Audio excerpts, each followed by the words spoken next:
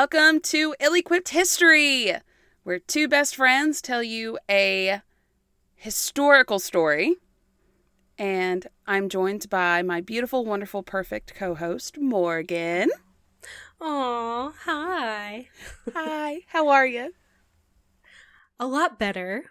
So for our listeners who have been so worried about me and my health, I'm doing a lot better. Turns out I had bronchitis, which cough drops were not going to touch. So I'm glad I made it through all of our recordings without completely dying on you all. But I found medicine that has been helping a lot. I'm on that super strong scissor and an inhaler. And I can talk and laugh now without completely falling apart. And I actually did two activities on Saturday. So Two whole activities? I'm very proud of you. In the public. Nice. I told Kyle, I was like, I can't go anywhere because I'm sick and I'm going to cough all over everyone. But now I can go do things. Yay! How about you, Emma? How are you doing? My kids started school today. And unlike most parents that cry when their kids go to kindergarten and pre-K, I was like, bye, love you. My husband teared up and I ran away. Aww. I love them dearly, but we all needed a break from each other. I mean, you guys are home together all day, every day. For 5 years. Yeah. So, yeah. We needed this. This was good. They all had fun. My son says he doesn't like girls and he doesn't want to talk to girls right now. So he only made one friend. So, which is fine. He'll get over that, I'm sure. I'm sure. All right. So, are you ready to get into it?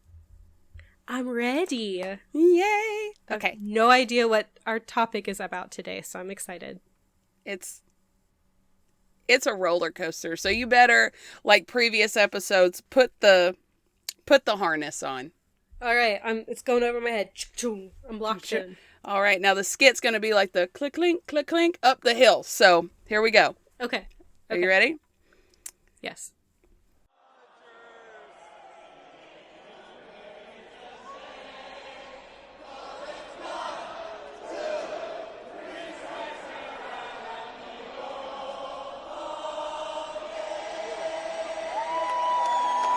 It's 1905. A baseball stadium is packed to the brim with fans ready to see their favorite player. They began to cheer as he cartwheeled his way to the mound. Here he is, folks. The man you've all been waiting for. The star of the show, coming to the mound in his own way. Rube Waddell! Rube! We love you! I can't believe it's him! Rube, look, I have a puppy. Do you want to come and pet it? Rube, you've been drinking. You cannot see the plate. plate. Strike him out, Rube! Let's go fishing! Rube, you've been drinking. You cannot see the plate. Just as he approaches the mound, a fire truck drives by, headed for a local blaze. Rube tears off his uniform and starts running for the exit towards the direction of the fire trucks with a red shirt he had hidden underneath his uniform. The fans try to call him back, but it's too late. He's already hopped on and passing the truck as it rolls out of sight. We need you, Rube! Rube, come back! We have a chance! Not again! They won't win without Rube! No! Oh no, folks. It looks like we might have lost them before we can even get started. Rube seems to be helping the firemen instead of playing baseball. How will the A's win without him?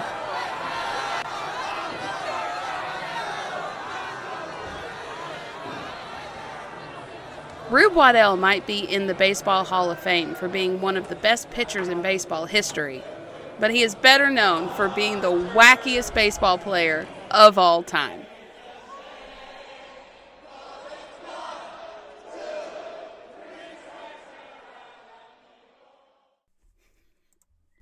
Morgan, have you ever heard of Rube Waddell? I can't say I have. I hadn't either until I was like scrolling on Facebook one day and came across one of those little reels. And just like the 10-second reel, I was like, this is an episode. This is it. And the more I read about him, and I watched a couple videos, and I read a couple things, I don't know. I'm going to let y'all form your own opinions about Mr. Rube Waddell. So before we get too into it, I would like to make a little disclaimer.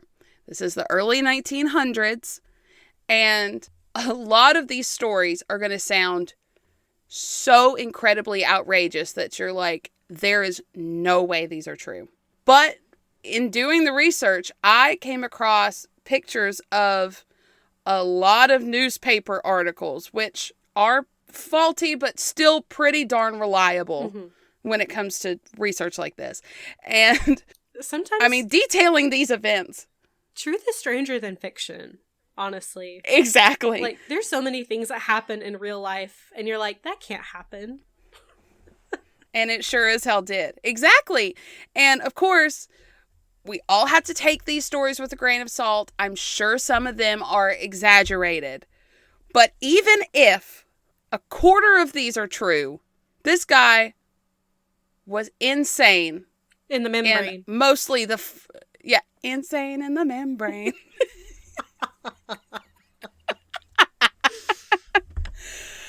Okay, so who was Rube Waddell? Well, Rube was not his real name. What? I'm honestly very surprised. Names Names in the early 1900s were wacky. They surely were. But no, he had a very normal last name. George Edward Waddell. And he was born on Friday, October 13th of 1876. All right. In Bradford, Pennsylvania. So he was born on Friday the 13th. He was one of 6 children of John and Mary Waddell, and he grew up on the family farm. And we're talking very rural area that he grew up in. And he developed his pitching abilities as a child, throwing rocks at crows to keep them from eating the seeds off the farm. That's one way to do it. Yeah. Yeah. So he got really good at that. And he started out weird from the beginning. So this is a weird man through and through, and I applaud him for it. So, according to sources, when he was about 3 years old, his father just noticed he was missing. And they found him at the fire station. And when his father asked why he was there, the fire chief was just like, literally, quote, "I think he likes it here." This is my home now. He was like asleep on the floor. And I don't think they found him for like 2 days. What? Like, he was just 2 days.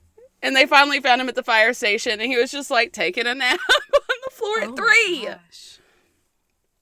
And in his youth, while he was playing for local baseball clubs, he could easily just be lured off the field if someone walked by with some fishing gear. He was just out for a good time. He was like, oh, I know I'm in the middle of a game, but that guy's fishing, so I'm going to go with him. Wow. Yeah. As an adult, he was 6 feet 1 inches tall. 1 inch, 6'1". Why did I say it like that? It's that wine kicking in. I had a whole glass of wine before I started, guys, so please don't judge me. I don't normally drink during the week. You had something to celebrate today. I did. Alone time. So, and he weighed 195 pounds. So, tall, pretty skinny guy. But they said that his hands were so big that he could wrap his entire fingers around a baseball and they would touch. Holy shit. Big hand. Yeah. Oh my gosh. I don't even think See, I got real little hands, so I'm like trying to imagine. I could probably like do a baseball around both of my hands. Mm-hmm. Like, both of my hands looped together is, like, the exact size of a baseball. I've got big hands for a girl, and I don't think I could get even 3/4 of the way around a baseball. That's insane. So people started calling him Rube, and Rube was just a country bumpkin. It was just a word for a country bumpkin.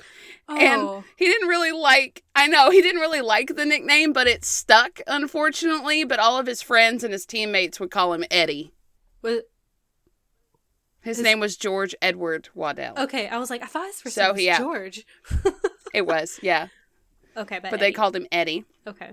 Eddie. And he never finished high school. And he was briefly in the National Guard in 1897. I will say, this man has a jaw that could cut glass. That's all I'm Why does he look like Ashton Kutcher? He does, doesn't he? Does. In that first one. Yeah. He has like a more muscular. The squarest jaw I've ever seen. The squarest jaw. He looks like it's cut. This is not like I'm not saying this as an insult, but his head looks like, you know, those little Lego people. Like, yes. His head is very wide, and it reminds me of like the little Lego heads, but with a very square jaw. Square jaw. He's got a strong jaw. Yeah. It matches the rest of them because, good Lord. So, a little bit about the statistics. And if we have any baseball fans out there, I'm just going to apologize in advance. I don't know what any of this means. I know it's significant, and I tried. I really, truly did. But I don't know what this means. There will be a link in the show notes that will take you directly to all of his stats in detail. So don't come at me because I didn't tell you all of his stats. That's not why we're here today. We're here about his antics. But you can't have one without the other because he was an incredible athlete. I mean, he broke records that stood for 60 years at a time. I mean, incredible. So some of the things he achieved or won, like awards and stuff. So in 1905, he got the Triple Crown, which is the batting achievement of leading a league in batting average, home runs, and runs batted in RBI over the same season. Okay. I thought Triple Crown was a racing thing. Like horse racing. I only know Crown Royal. That's the only crown that I'm associated with. So, I don't know. So in 1905, he was the American League wins leader. So he led the wins, I guess. Okay. In 1900 and 1905, his ERA, or earned run average, he was the leader of that in both of those. And between 1902 and 1907, every year he was the American League strikeout leader. Oh, okay. Yeah. And in 1986, he was put in the Philadelphia Baseball Wall of Fame. In 2021, he was put in the Athletics Hall of Fame. And in 1946, he was put in the Baseball Hall of Fame. All right. So he was an incredible athlete. And during this time, baseball was a lot different. The seasons were shorter. Strikeouts and home runs were more rare than they are today. People weren't hitting, home runs like they are now. And strikeouts were also more rare for whatever reason. And in 1904, he threw 44 consecutive scoreless innings. Damn. Yeah. I know what that means. I was like, I know what that means. Damn. Yeah. And isn't that, like I said, like 5 games in a row? Yeah, something like that. 44 consecutive scoreless innings. Where he just wasn't letting anybody score. 9 innings in a game. 9 times 5 is 45. So yeah. on one end, either the very first one or the very last one, someone got a score. Yeah. Yeah. Damn. And I will tell a few more statistics as we go through his career, but that's kind of the overview to give you the feel of how incredible of an athlete this man was. And he was just a natural talent. Mm-hmm. Throwing those rocks at crows. I mean, you gotta have good aim. Crows are fast. That reminds me, oh my God, I don't know if I ever told you this, Morgan, but Zach and I were playing at the baseball field behind our house when we lived in town. And Zach actually straight up accidentally hit a bird once with the baseball. Oh no. I know, I'm pretty sure I cried. It was not a good time. Oh man. You know what that reminds me? Have you seen that video? Oh gosh, I can't remember the guy's name, but it's a clip of a guy throwing a baseball in like a professional game, and he throws a pitch and it hits a bird as it's heading towards the batter, and it explodes in a poof of feathers. Oh my God, I have. That's what that one bird looks like. Oh no. I know. It was so bad. Okay. So, please forgive me, y'all. We're going to go a little back and forth because it was the only way that I could compartmentalize these things and have them make sense. So we're going to get into his marriages for a minute, and it's going to be just wild from here on out. This is the most tame that we're going to have it today. Okay. Okay. So his marriages. He married Florence Dunning on October 21st of 1899 and was divorced from her in 1901 from her stating, quote, gross neglect of duty. So he's just a shit husband. Yeah, he was just a shit husband. I guess he just wasn't around because he was out playing baseball too much. Or whatever. And he was playing baseball and all the other things I'm going to tell y'all. Okay. Yeah. In 1903, he married May Wayne Skinner on June the 2nd. And they had only met 3 days prior. Oh. Yeah. And they only lived together infrequently. And she would often have him jailed multiple times. Or she had him jailed multiple times for non-support.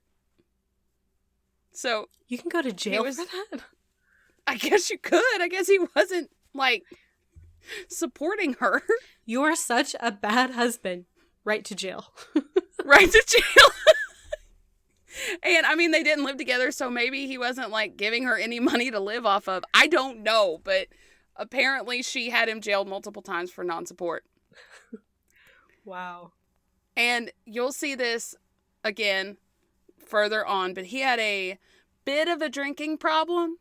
And in 1905, he was living with his mother and father-in-law, and I guess his wife as well. And his father-in-law was like, hey, you're going to have to pay a little bit of money to live here. Like, it's not free. And he ended up hitting his father-in-law with a flat iron in the face, and it broke his teeth. No. And then the mother-in-law tried to intervene, and she got hit with a chair. And then he left. Was like, God. oh, I fucked up, and he left before he could get like a warrant issued out for his arrest. One source said it did catch up with him, and he did do some jail time for that. Yeah, I would hope so. Yeah. And then God. 1809, May Skinner asked for a divorce. So they were married by the time it was finalized. Yeah, that's what I meant. Sorry. Oh, okay, I just want to make sure. I was like, wait a minute. Dates. Time travel. It was like that calculus meme in my brain. I was like, wait a second. Numbers are hard. So yes, in 1908, I got them mixed up. So in 1908, Damn it, the wine. Remind me to never drink before podcasting again. It was finally finalized by 1910. So they were married for nearly 7 years. Okay. And then April of 1910, he married 19-year-old Madge McGuire, and they divorced in 1911. Oh my gosh.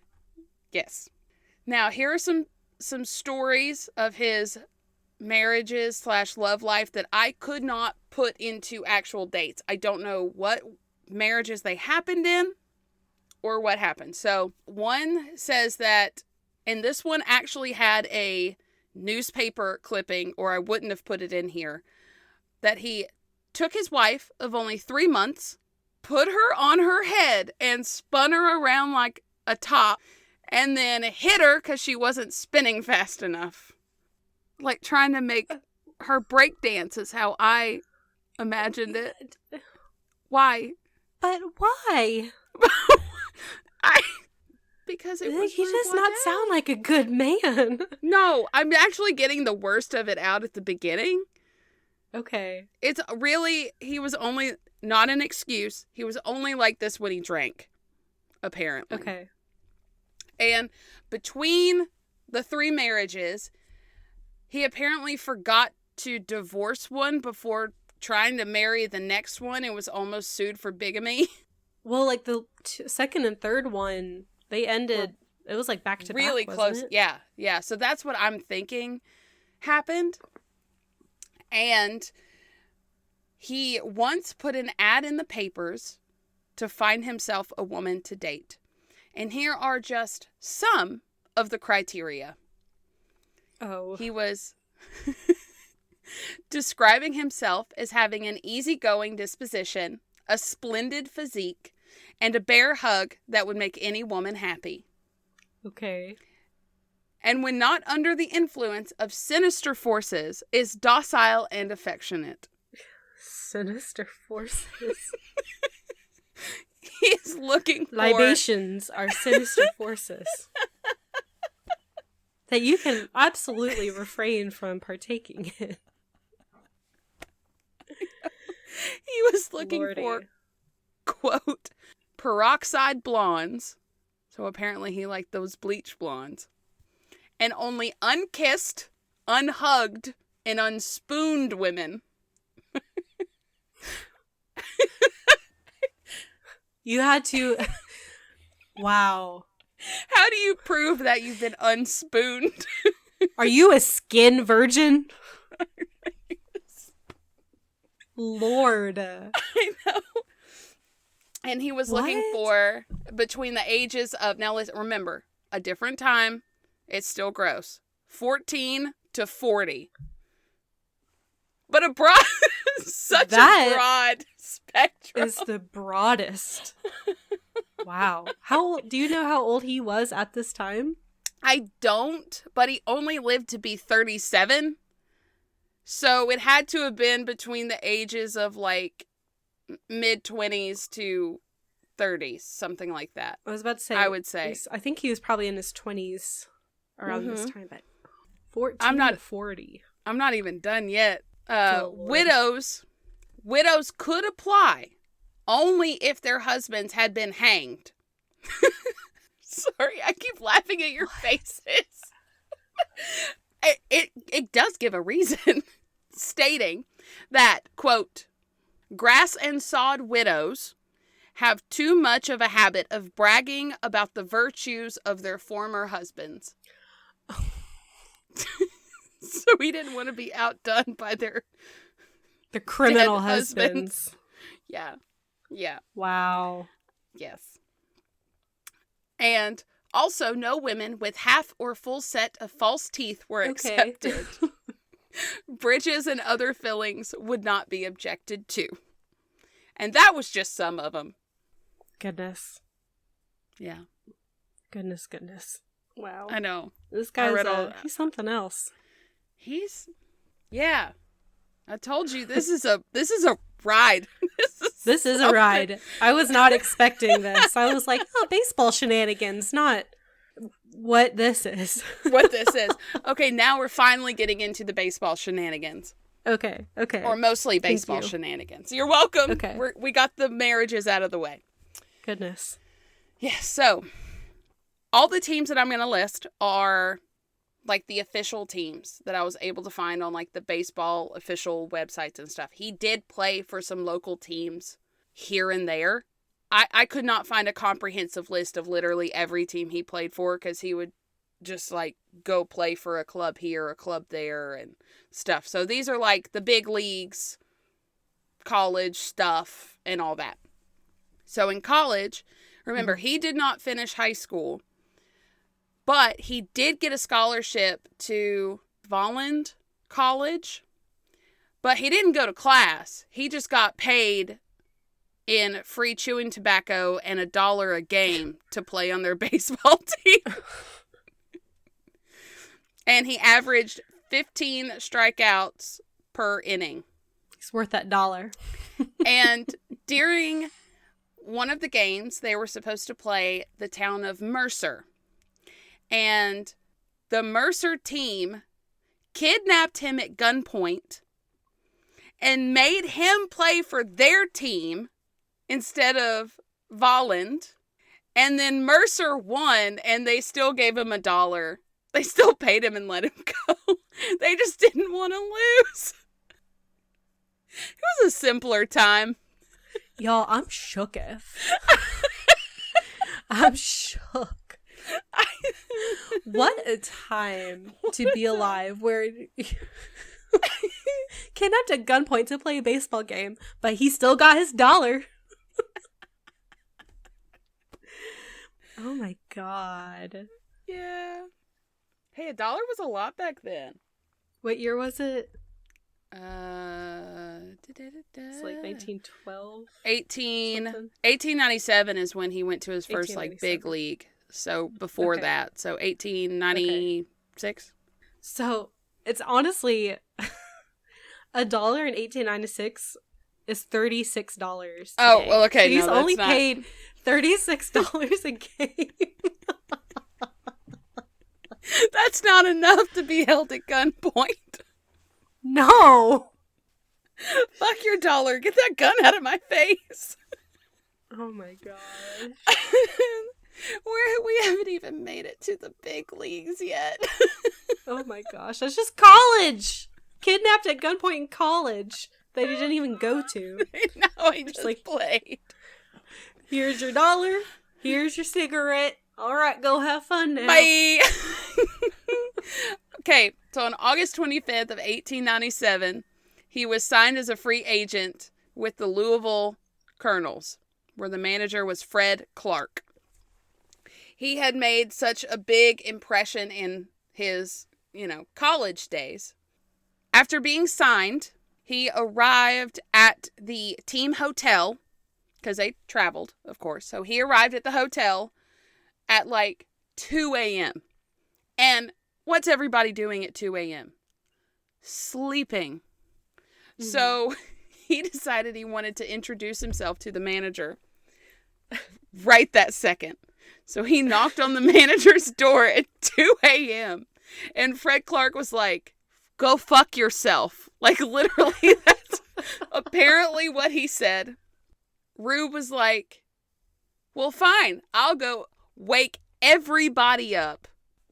I don't know why. But he went to everybody's door and introduced himself and then went back to Fred Clark's room, got him up again and was like, "Hey, you might want to check on William Hoy. He didn't answer the door." But turns out William Hoy was deaf and mute.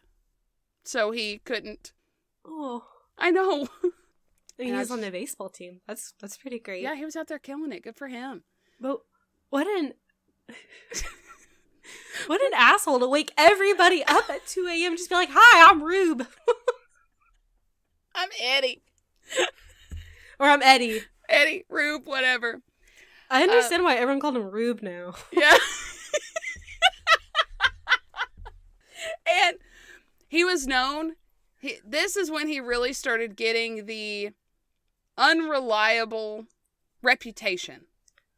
Okay.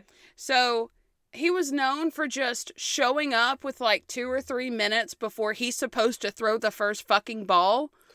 And he would like leap into the stands and like run and like steal people's hot dogs and chug it down with beer and then jump onto the field and run.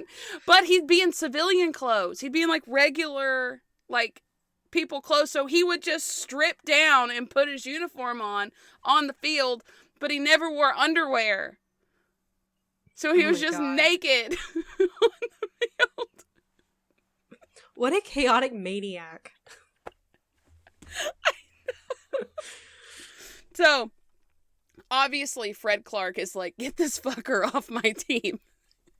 Yeah. So, in November of 1897, he was sent to Detroit as part of a conditional deal.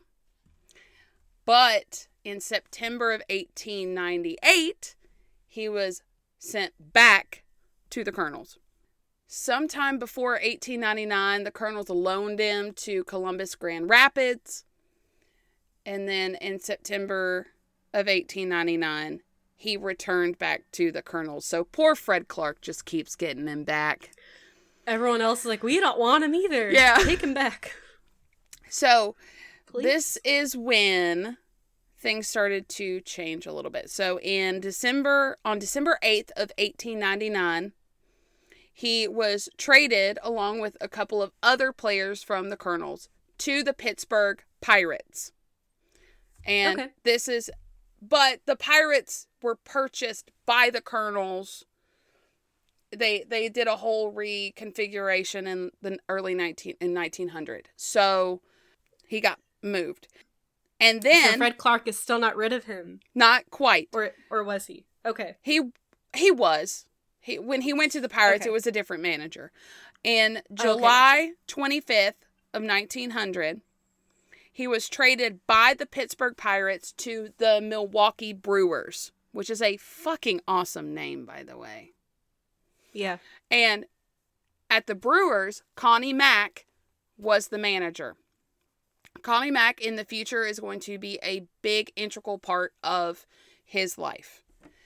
And so we can just see he's going back and forth and here and there and everywhere. And on August 29th of 1900, he returned back to the Pittsburgh Pirates. During his time at the Pittsburgh Pirates, I don't know which time, if it was the first time or this time, the players had to run 3 miles in the woods for training, and he got lost once while running in the woods. But I'm not surprised whatsoever. But it was fine. He had his gun on him, so he just went hunting instead. Oh. And he shot some ducks, and he found his way back, and then he cooked them for his teammates. Oh my God. So the Pirates manager told the owner to, quote, sell him, release him, drop him off the Monongahela Bridge, do anything, but get him off my team. And he was then sold to the orphans. The Chicago Orphans. Sorry. I should have wrote Chicago Orphans. That was a team name. He was sold to the orphans. Nobody else wanted him, so the orphans were like, we'll take him. No, the Chicago Orphans. What kind of baseball team name is that? The Orphans. Do you know what's worse? The Orphans are now the Cubs. The Cubs were originally called the Orphans. The Orphans. Oh my God. His idea was it be like, you know what a great name for a baseball team would be? A team that will really rally the spirits of the community. The Orphans. Who doesn't love orphans? What the hell? I don't know.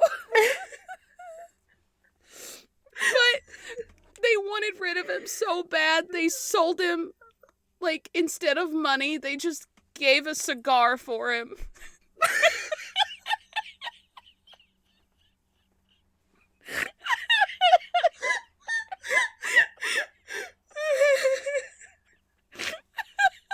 I'm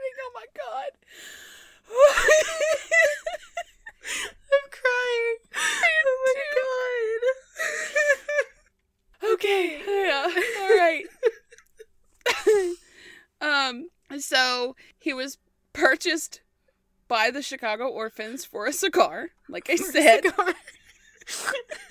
have been a good cigar. But the team required morning practices, which is such a reasonable request.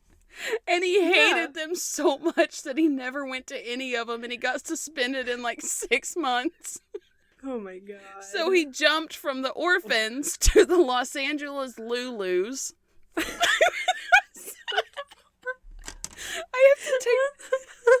just have to take my glasses off. The Lulus. I was like, you're going to say the Los Angeles Angels or the Raiders or something. I was not. I got whiplash. I thought I had whiplash from Orphans. And then I got it again from Lulus. What's a Lulu? I don't know. Okay, so then he jumped in June 19th of 1902. He jumped from the Lulus to Philadelphia Athletics, which is a normal last name. Thank you. That's the A's. Oh my gosh, I was like ready. The A's. Like, what the fuck is she gonna say? No. The A's. Okay. But it is now managed by Connie Mack, who was the manager of the Milwaukee Brewers that he was on before. Mm-hmm. Him and Connie Mack really hit it off. They had a really good season in 1900. So he was convinced when Connie Mack went to the Philadelphia A's to come to there as well. And that was his longest run with a team. So he was there just 6 years between June 19th of 1902 and 1908. So there's a lot of things that went on. And then I'm going to get into things that, much like those marriage stories, I couldn't find a specific date for. So I'm just a list of what he did. But things that I could attribute to the Philadelphia A's. So let's see, he had 24 wins and struck out 210 from July to September of that first year. So that wasn't even a full year. That was like a half of a season. And he struck out 210. Anyone before that hadn't struck out. They had never exceeded 200 in a full season. Wow. Yeah. And he did it in one game? Yeah. So over the years, let's see, he struck out over 300 batters in several seasons. And like I said, before this, no one had ever topped 200 in a full season. Striking out 1,149 in the 19 months between July of 1902 and September of 1905. That's insane. 349 in 1904 alone. A record that would stand until 1965, and that was only with the season being extended. Wow. Yeah. Incredible. Incredible athlete. Weird-ass dude. Incredible athlete. And I haven't even gotten into the weird shit he does. Oh my gosh. So, Connie Mack would often have Rube stay in his hotel room with Connie Mack. So, Rube couldn't drink before big games because he apparently had a drinking problem.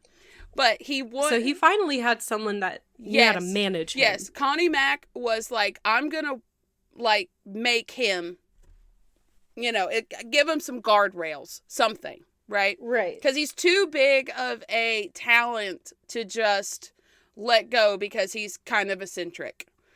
Yeah. So, but once he claimed that Connie Mack said that he was gone for 5 minutes to make a phone call. And in that 5 minutes, he got hammered before he came back into the room. Oh my gosh. Yeah. How do you get hammered in 5 minutes? He chugged 6 drinks in 5 minutes. Oh my gosh. And Lordy. Apparently he shared a bed.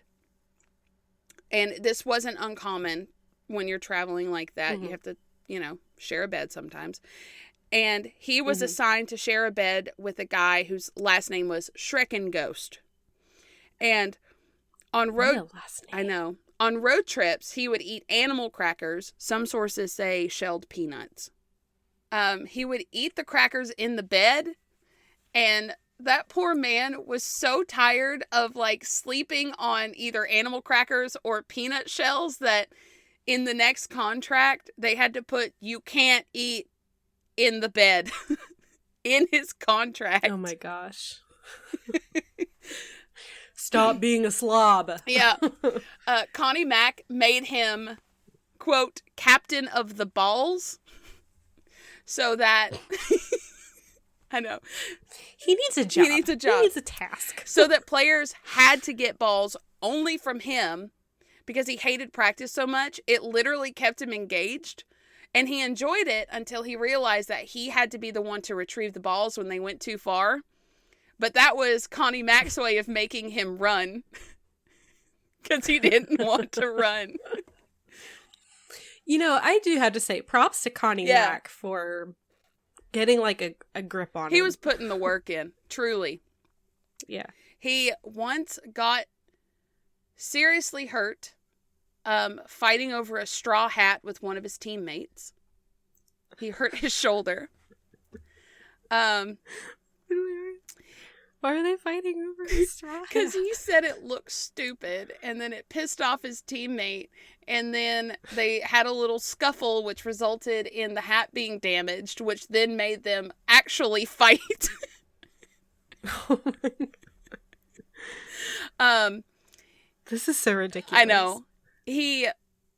When he was on the A's, he disappeared for a few days, and they couldn't find him until there was a fire next to the team's hotel, and they saw him helping put out the fire. He had, like, joined the fire. I was just about to ask. He had joined the fire. Was he asleep on the floor of the fire department? Apparently, at one point, he just joined the fire brigade, the local one, and he just played it off like he was an experienced firefighter. And they had to go, like, drag him out of there. Rube yearns. Yeah. He yearns for the fire. Let the man put out the fire. Okay, so Connie tried to convince Rube not to drink and brought Rube into his room, sat him down, poured him a glass of whiskey, and then dropped 3 live worms into it. The worms obviously died quickly. And Mac asked Rube if he knew what he was trying to tell him. Obviously, that this stuff isn't good for you. You shouldn't drink it. That's not how Rube took it. Rube thanked his manager and said, quote, "You're just trying to relieve my mind. It's good to know that a drinking man ain't never gonna have to worry about worms in his stomach." And in 1907, a lot of the A's players, not all of them, but a lot of them said that they would all quit if Rube played again. So he was sold to the Browns for $5,000. More than a cigar this time. Yeah. And in 1908, he was purchased by the St. Louis Browns from the Philadelphia Athletics. In that year, he struck out 16 of the Philadelphia A's batters that year in a single game. A record that stood for 30 years. So he struck out his old teammates. Wow. And unfortunately, after years of drinking and not taking care of himself, and I'll get into all of the shenanigans that he was doing over those years, because this is the unknown timeline we're about to get into. His talent started deteriorating in 1908. And his managers were finding him less useful on the field, but just as problematic. And he was hit in the elbow. He was left-handed, so he was hit in the left elbow by Eddie Quixote. Is that how you say that? In May of 1910. And it pretty much ended his major league career. Was he hit, like, in a fight or like by a ball or a bat or something? Or? Yeah, by a pitch. Oh, okay. By a pitch. Oh, yeah. So he was batting, I'm assuming. So, the unknown timeline. These are just his antics over his career. Okay. So, Rube would pour ice water on his arms before games because he said he threw the ball so hard he would burn up the catcher's mitt if he didn't. Wow. Yeah. He wouldn't listen to his catcher's signs. He just kind of threw whatever ball he wanted to. And he once made 12 wild pitches in 2 innings because the catcher wouldn't catch the ball unless he started listening to the signs that his catcher was giving him. And he was forced to start listening. Good. Yeah. Right. He often called out his outfield. He called his outfielders off the field because he said he didn't need them because he was going to strike them out anyway. Which he normally did. Damn. That's a confident man. Yeah.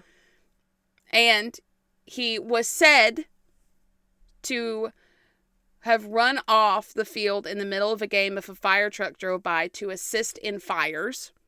And he wore a red shirt under his uniform just in case. And Connie Mack quoted, "I had to keep an eye on him to keep him from joining up with the fire department in any town we happened to be playing in. He always wore a red undershirt so that when the fire bell rang, he could pull off his coat, thus exposing his crimson credentials, and gallop off to the blaze, where he would try to direct operations by ringing commands, whether anybody obeyed them or not." He's just trying to tell the firefighters what how to do their jobs, yes. It did come in handy once because they used to use a mattress as a backstop, and it once caught on fire, probably from someone throwing a cigarette or something like that. And he was able to drag it into the sand and just let it burn out safely. And he did help save a man's house in a fire. Wow. And he used to do a bunch of crazy wind-ups, so he was credited to being one of the first pitchers to do like the wild wind-ups to distract the batters. And sometimes he would just skip games to go play games with neighborhood kids. Like, not like just... No, he would be like leapfrog and marbles and... Oh, I just imagine him like joining like a sandlot of kids. No, he was really nice and to he'd be him. like, that's so surprising. Like, it sounds like he's such an asshole. Only when drunk. In all other areas of his life. Only when drunk. Okay. When drunk. But he hurt his arm once teaching kids how to throw a curveball, but he didn't have a ball with him, so he was teaching them how to throw with a brick. I knew you were going to fucking say brick. I knew it. I was like, he was using a fucking brick. Oh he was a menace to himself. And he would do cartwheels and somersaults to the dugouts, and he would sing songs to mock the other players, like the opposing players. What a ham. I know. What a ham. But one of his teammates was hit in the head with the ball so hard that it knocked him unconscious once. And oh my God. Everyone was like, "Oh, what do we do?" And they're just like staring at him. But Waddell ran over, picked him up, threw him over his shoulder, and like flagged down a carriage, took him to the hospital, and stayed there with holding like a bag to his head. And they said if he hadn't have done that, his teammate probably would have died. So. Oh my God. Yes. He had a brief stint as an actor in the off season, because why the fuck not? And this will go over about as well as you would think it would. So, if y'all hear my dog barking, just know everything's fine. She barks at the wind. So, he became an actor for a short period of time, touring the United States on the off season, acting in a play called The Stain of Guilt. But he never remembered his lines and just kind of made them up. Because of course he didn't. I was about to say, like, acting requires memorization of lines and staying on a schedule. Yeah. He didn't. And he's not good at either of those. And he would also act in his baseball uniform a lot of the times. And at one point, he was supposed to say, "Unhand that woman, you cur," and then stage punch the other actor, but he never got, like, that fake punch really down pat. And he actually punched the man so hard that it knocked him over the footlights and into the orchestra pit. Oh my god. And then... Oh, that poor man. He wasn't ready. And there was a time that they were traveling, and they were on a, like, steamboat ferry tour boat or whatever. I think it was on the Mississippi River or something like that, and they were going from one city to another on this boat. Well, one of his female co-stars fell off the boat. But Waddell was driving the boat, but then abandoned his station and went and saved his co-worker's co-star. And so, why was he driving this boat? It was not his boat. That was my first question. I don't know. Like, what? No one knows why. He probably was just like, "Hey, let me drive this boat." And they're like, "Sure. You're fucking Rube Waddell. I'm not telling you no." And then he saved his co-star. This next title is called Animal Lover most of the time. So just prepare yourself for this. Okay. He was obsessed with animals. And he owned a couple bears. One he named Ty Cobb, which was a fellow baseball player. And one named Connie Mack. Yeah. And he had pet pigs and was a huge dog fan. And fans and opposing coaches would often hold up puppies as a way to distract him from pitching. Because he would often leave the mound to go pet the puppies. You know what? That's relatable. It is. And one coach said that he'd give him a hunting dog, and he was so excited he just forgot about pitching. He was like, "Fuck it, I want my hunting dog." I relate to that so hard. Do too. I went to Chicago with Corey and her family, and I stumbled upon a very friendly golden retriever. And at one point, me and this dog were rolling around the sidewalk in Chicago, just like having the best time. Just like giving each other loves. And My favorite Corey was just like... My favorite thing ever was when you saw the dog on the beach in the hat. This dog had a hat. And she cried because she was like, "It's the cutest thing I've ever seen in my life." Because it was. It was a golden retriever with a little blue ball cap. And his little ears were sticking out of the hat. Beach. Oh. It was so cute, you guys. So, are you ready for all the other shenanigans with animals? Oh my gosh. He was reported to have tackled a walrus, wrestled alligators, climbed into a bear cage at a zoo to wrestle them, rode ostriches. Y'all, I wish you could see Morgan's face right now. He went to a show and got mad at the lion. So he punched the lion and then it bit him in his hand. I mean, that's instant karma. And it bit his left hand too. So his pitching hand. But like, don't punch lions. Why? He apparently would make cow and pig noises at the batters to distract them. And this one's really sad. But he was showing a bunch of city boys how to carry a pig by throwing a 300-pound pig over his shoulder, and he ended up breaking the pig's leg, so then he showed the city boys how to barbecue that night. I know. Oh no, that poor piggy. Honestly, I'm still on the lion. Like, what possesses you to be like, you know what's a good idea? I'm going to punch this lion. I'm so fucking mad at this lion right now. I'm just gonna punch it. But I mean, he tackled a the walrus face. and alligators and bears as well. So, What a maniac. and he was also, You're right, Yeah. he is a menace. he was also reported to have adopted a flock of geese and then taught them how to jump rope. And one of them wouldn't do it, so he taught it how to hold the other end of the rope. Oh my god. How? How do you train a goose to jump rope?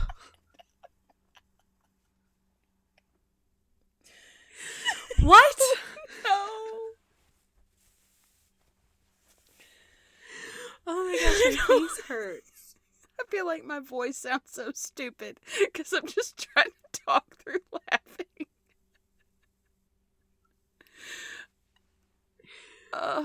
So, he would often disappear. This next section is called Disappearing Act. So he would disappear and go fishing. But not for like an afternoon, for like 10 days at a time. Just gone. Wow. And he disappeared once because he had quit his team and joined a local team in Wisconsin because that team allowed him to go fishing 6 days a week.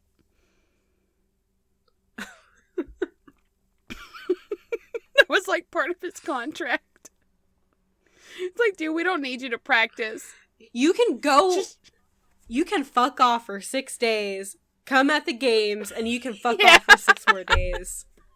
Honestly, it sounds like they're like, this is fine because he is a menace and we don't want him around to us. show up. We just want him to to strike out pitch. the other team. And after signing with the Union League Philadelphia team, the new manager, Walter Schlichter, immediately resigned.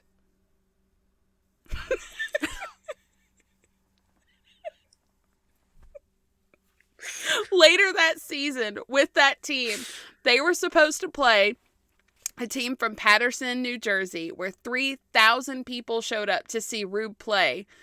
But Rube didn't show. And it's not because he forgot. Rube went to the wrong stadium, and they found him on Columbia Avenue at Columbia Park, where he thought the game was. And he was just wandering around trying to figure out where everybody was. And his team lost that game. Oh my god. I don't have words. Just like going around to an empty, I presume empty, like, where is everyone? Why am I the only one I don't know if here? that's confidence or Oh my what it God. is to just walk around and be like, yeah, I'm the right one here. Everyone else is at the wrong stadium. All 3,000 plus other people are wrong. I am the only one that's right. Oh my god. I swear this is the most... Y'all, the amount of times my head has been in my hand this episode in like a face palm. Yeah.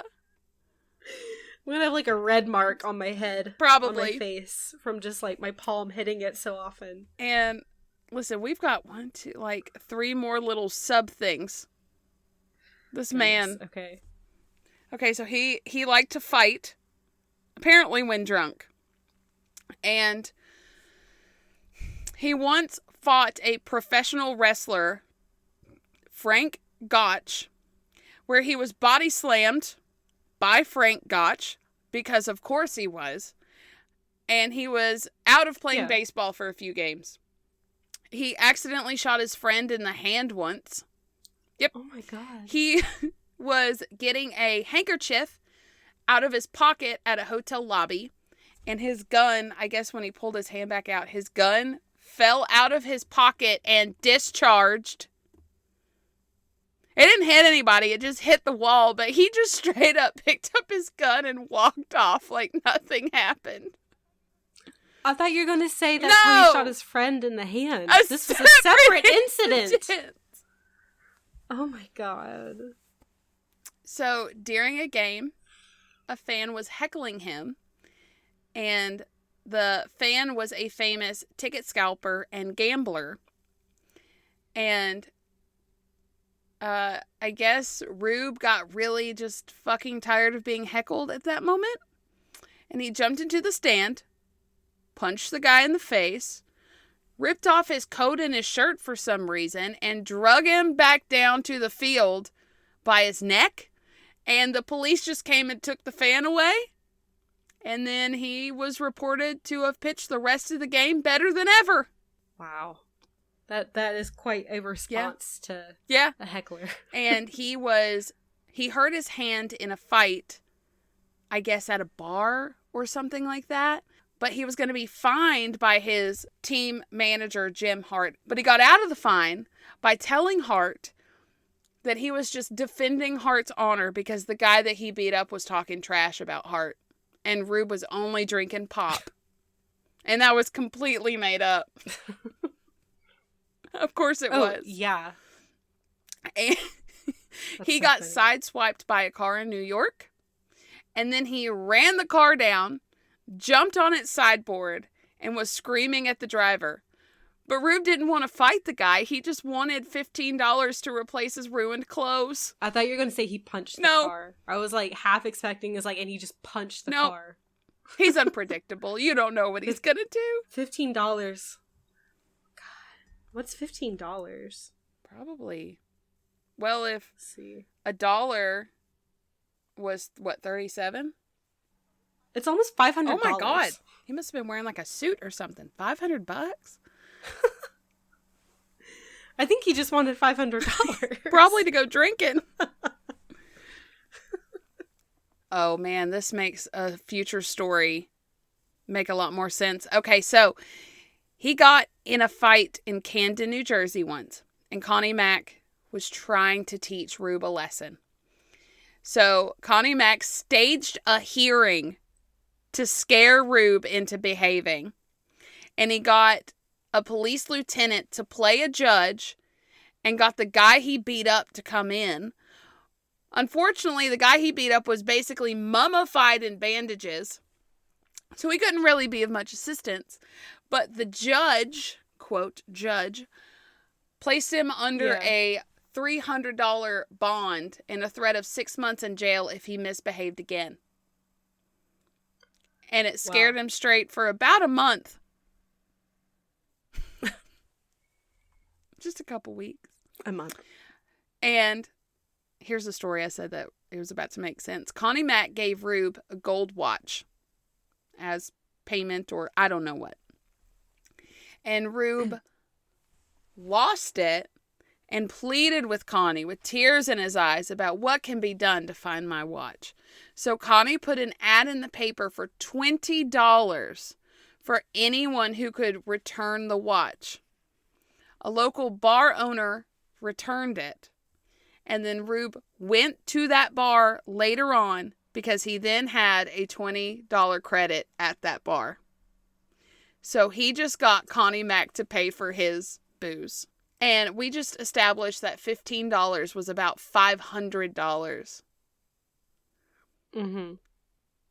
$20 is probably like 700 or more. Good Lord. Wait, so just to make sure I understand, so did Connie give Rube the money to give to the bartender?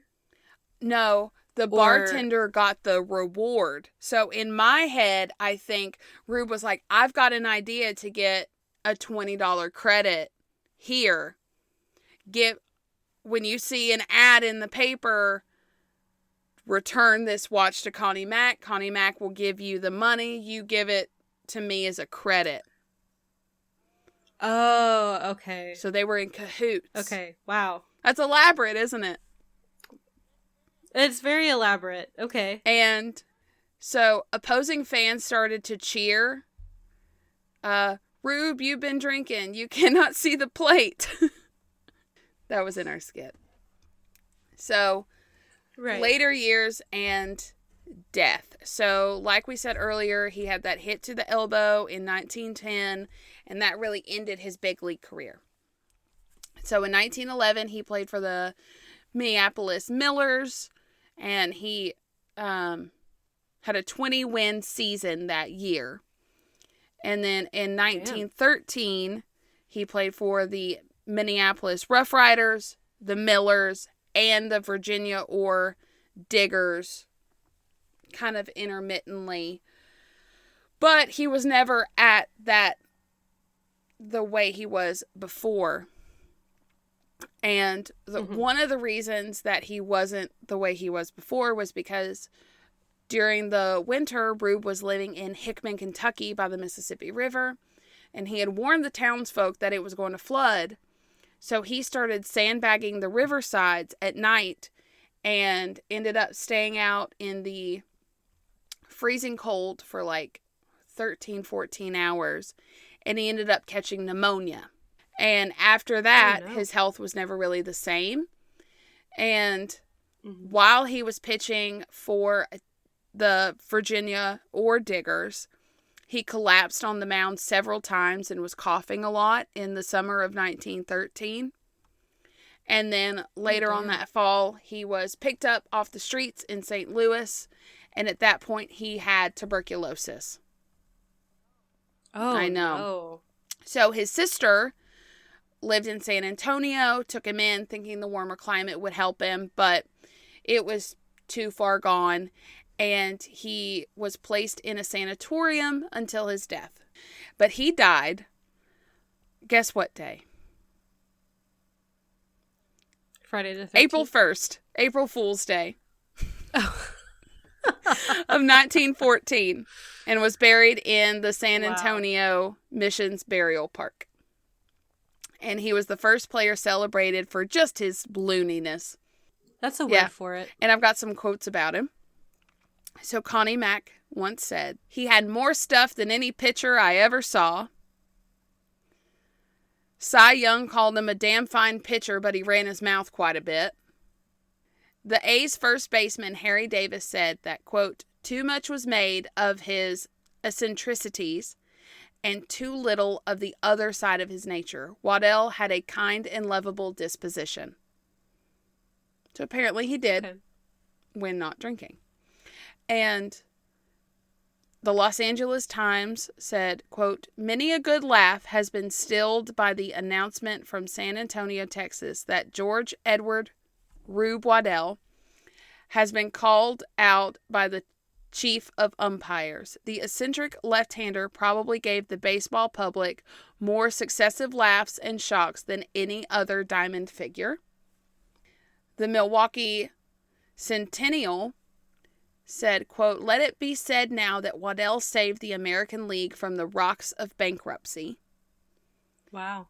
Because people really, they loved him. He was one of the first like baseball celebrities, and people would flock to the stadium, and he was one of the reasons that baseball got really popular during that time, because they just thought he was great, and it really boosted the baseball industry. And then the Chicago Inner Ocean said, quote, "Rube was many kinds of man: angler, trap shot, football player, actor, fire fiend, amateur barkeeper, prize borrower, practical joker, comedian, a sworn enemy of gloom, a joyous wastrel, a boy that never grew up, as well as one of the greatest pitchers. As the leading comedian of baseball, he was on the job day and night, 365 days a year." That was a very sweet quote. It was. Also, I didn't even mention that he did have a short stint as a barkeeper, and he had a short stint as a football player. I just couldn't get into everything. I'm not surprised at all. No. I'm not either. So that's Mr. Rube Waddell. Wow. Thank you for sharing that. I'm speechless. Yeah, me blown too. Away. Yeah. Now, I'm going to reiterate, some of these are probably exaggerated. But I read them how the sources said, and that's the best I can do. And like I said at the beginning, if a quarter of these are true, holy shit. If even one of them is the truth, holy shit. Like, again, I'm still on the lion thing. Like, just punched a lion, tackled a walrus. It once said that he beat, who was it? On the 4th of July, I think it was it Cy Young or another really popular baseball player? He beat their team and he cartwheeled all the way to the bar and then tried to pay for his drinks with the winning baseball. Wow. I didn't even write that one down. Wow. Yeah. Like, this man has me speechless. His teammates, after he died, I think one of them said that, this is a loose quote, guys, but it was like, he had one prerogative in life, and that was just to have a good time. Sounds like it. Yeah, that's all he lived for. Yeah. Yeah. Story of Rube Waddell. Waddell. Waddell. No, you're good. Rube Waddell. Sorry if y'all heard me snorting earlier in that one. Oh, I was too. It was orphans.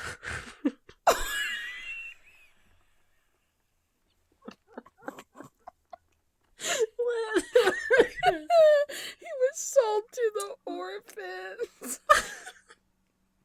for a cigar. Why did the orphans have a cigar? Just one cigar. You got to smoke it. Oh my god. Probably, what was his name? Frank Clark, because he finally got rid of him. Oh my god. Sell him, release him, throw him over the Mahaga whatever bridge. Just get him off my team. Get rid of him. Oh my god. Y'all, this has to be the most derailed one that I've done yet, but this was the most organized I could make this man's life. You know what? I think you did a really good job. Thank you. I will say, like, it's very close between this and the Olympics. That you did. That one was. And you know what's crazy? It's about the same time frame. Like, something about the early 1900s, people were like, fuck it, we're just doing weird shit now. Like, we're gonna do it, and who's gonna stop us? Nobody. Go wrestle a bear. I just can't. He's fucking running. He's on a 3-mile run, and he just casually has a gun with him, and he's like, well, I guess I'll just go hunting now. I'm gonna go cook some ducks that y'all were running, I was hunting. Here's some ducks. Oh my god. You know what these geese should do? Fucking jump rope. How? How do you train a goose who's arguably one of the more ornery of the birds? Well, obviously, because one wouldn't jump. So we taught it to hold the rope.